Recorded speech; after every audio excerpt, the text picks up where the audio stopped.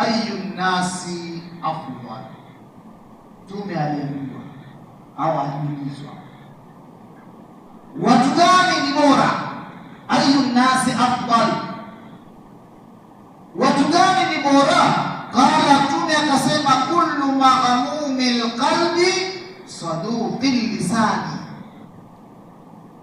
Mahmumil qalbi saduqil lisani, mahmumil qalbi, na mkweli wa moyo.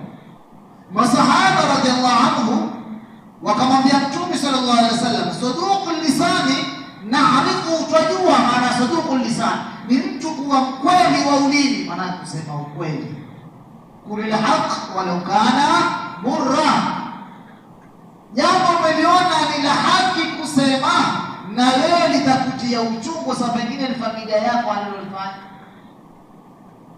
Labda kwenu kuna mtu ameiba na wewe ukajua fulani ndio alioiba, ukasema hapa nikimtaja ni fulani, kwa familia yote kama nini itanizungukia mimi kwamba mimi ni Kiislamu, sipendi kijana, ukanyamaza, basi wewe pia huko katika grupu lile la dhambi, kwa sababu umemsaidia yule kuiba. Hata kama kuzungumza